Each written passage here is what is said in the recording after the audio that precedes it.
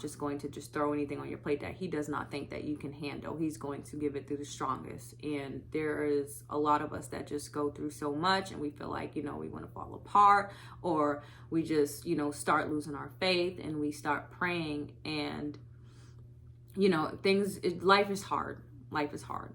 Nobody on this earth is perfect. These are just the things that we have to go through in life. There's good times and there's bad times, and that is okay. That is okay. Definitely. Always remember, if you can look up, you can get up. I love that. If you can look up, you can get up. Love it. Okay, let's see. Are there any specific goals or milestones I can set for myself to stay motivated and focused when facing adversity? Biggest one I would say is make tomorrow better than today. Mm-hmm. And it doesn't matter if it's one step better, one less heart attack better, Mm-hmm. one less, meal that you're not supposed to have, like whatever it is, just make tomorrow better than today.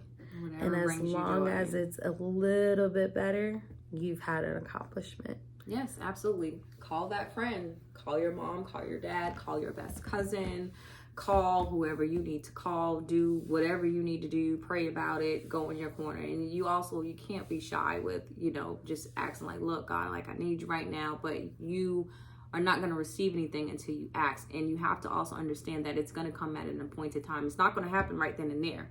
But you need to pray about it, and everyone knows God will take care of it. It's just not going to be on your time. So just stay prayerful, stay faithful, and just go with the flow one step at a time. God will work it out for sure. And do what you can do. Mm-hmm. We may not have rent today, but if I don't get this meal, that's $20 closer to making my rent. Mm-hmm. Do what's in your power. Yes. And the rest will follow. Because regardless of what we ask the Lord, he will definitely deliver. But it's up to us to do our part too, to meet him halfway. Absolutely. Whatever you can't control, stop beating yourself up, because what is the main point of that sentence? You cannot control it. So deal with the punches, let it go, and just take it one step at a time. Absolutely. And here is our last question. How can I cultivate resilience and maintain a sense of hope and optimism even in the face of adversity? That's a deep one. Self-care, inner peace, self-care, inner music, peace. hobbies, things that you love to do, screaming in your car, as I gave you an example of. I would say lean on the positives. Mm-hmm.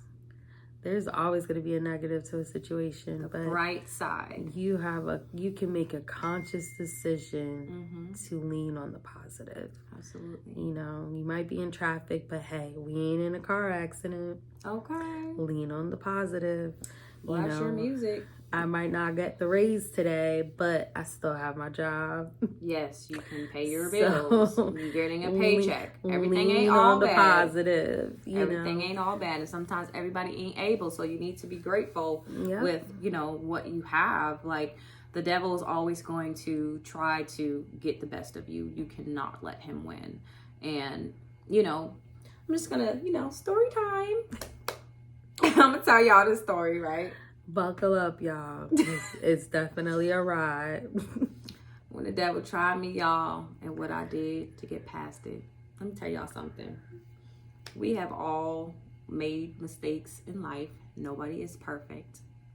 This story was probably maybe about 3 or 4 years ago, whatever the time was, right? So, I wanted to make some extra money. I had a job, but I needed to make certain things meet, and I just needed more money. So my behind decides to go on Craigslist to find a roommate. Don't ever do that, by the way. Just to make some extra money, I rented out my couch to this young lady. She met me nearby my job. Stupid again. Do not do that. Do not tell strangers where you work. But like I said, growing, we all make mistakes. Anybody you meet online, make sure they meet you at a police station. That's a surefire way, because hey, if they ain't right, they ain't coming. If they wrong or they got bad intentions, they driving right by it. They gonna be very uncomfortable. Anybody who is a good person with good intentions, ain't got nothing to hide, They don't care if they got to pull up to the police station parking lot. They going to be fine. They going to ask you some questions. Okay. But they going to be fine. They might even feel safe. Exactly. Safe. But continue, sis. So, you know, like I said, I wanted to make some extra money, so I decided to rent out my couch on Craigslist to a young lady that met me nearby my job. She let me know, you know, like she was going through things. She was, you know, house hopping and things like that. And she really needed somewhere to stay, and she didn't mind, you know, like sleeping on the couch and having the living room, you know, as her room.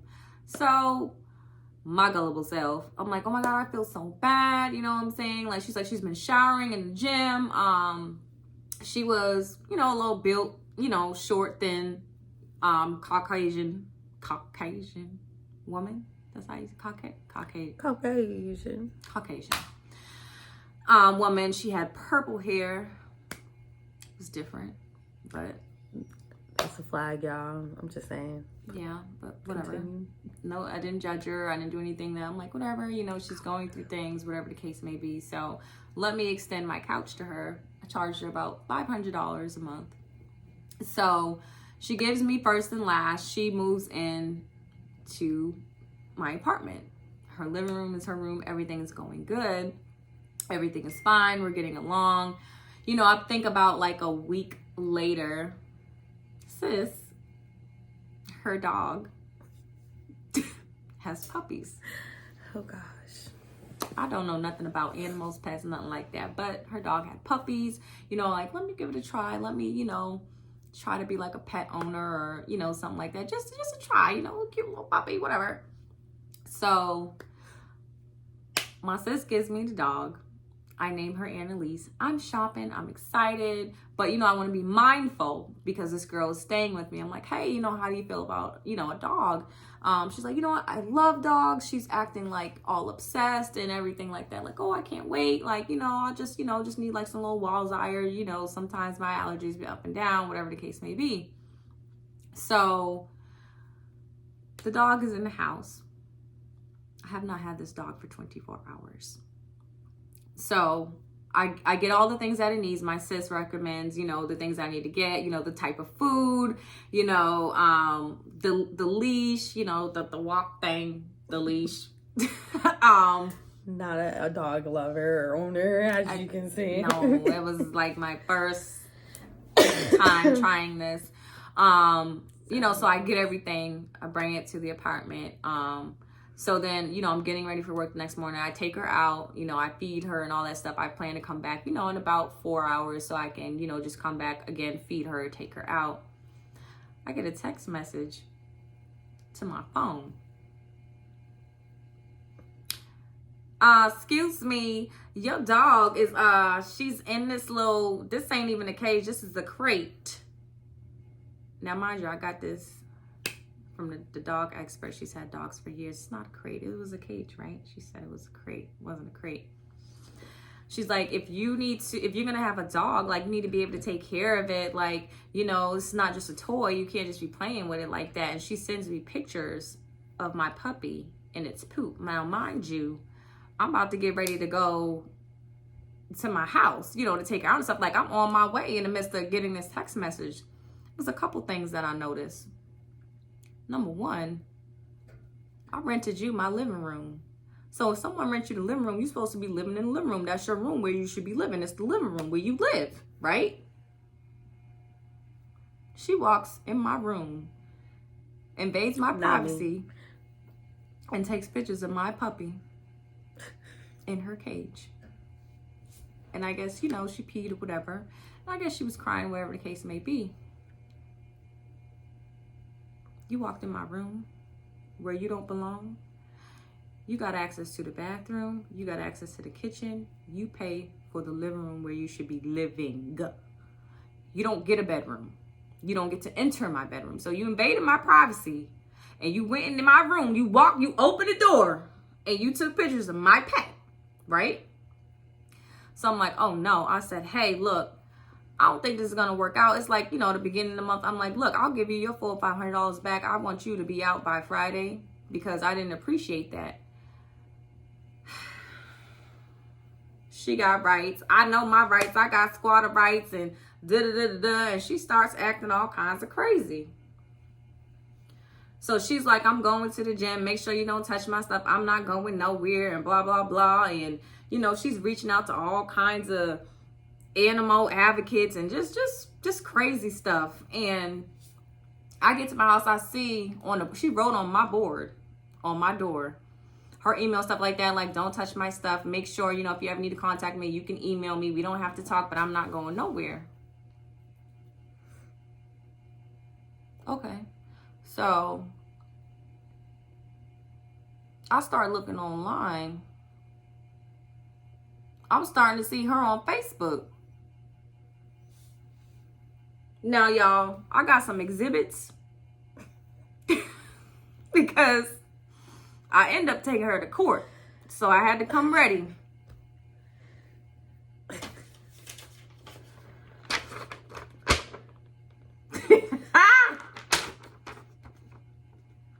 I have squatter rights. Please have your attorney contact me. I represent myself. Please have that person contact me ASAP. I have a medical condition and I am unable to cohabitate with animals I'm allergic to, and I'll explain that to the court. I got text messages. She, oh, I can't wait for the dog. It's going to be fine. I just need some Walzire. I'll buy the Walzire with my card, my money. And everything's all fine and dandy until you break into my room, invading my privacy. Because you live in the living room. You don't live in the bedroom. You live in the living room, the room you're supposed to be living in that you pay for, right? I said, respectfully, I don't have anything else to say to you. I need you out my house. She starts writing all types of people. The district courts and mayors and all stuff emailing me, doing all kinds of stuff, right? You get the rest of my exhibits. Hold that thought. I just want y'all to know that there's a whole folder over here that's about that thing. For y'all who don't know what this thing is, it's about 1.5 inches wide of exhibits. 119 pages to be exact. I ain't done. Let's get the rest of my receipts.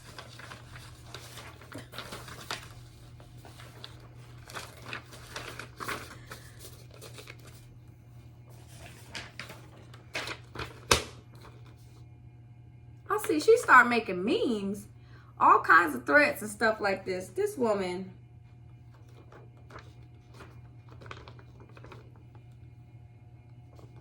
probably can't see that. I don't want to put her name because that's not what we do. But this was the crazy lady, y'all. This is the woman you encounter when you decide to abuse a 2-month-old puppy in my presence. You get